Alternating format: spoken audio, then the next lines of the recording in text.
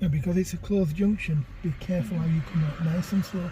Continuously look in both directions.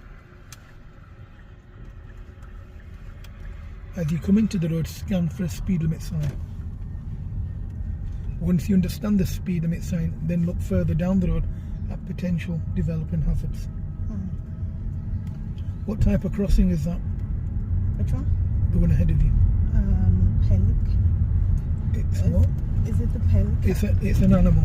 Huh? It's an animal. That's all I can say. I forgot the name. Starts with Z. Zebra. Yeah.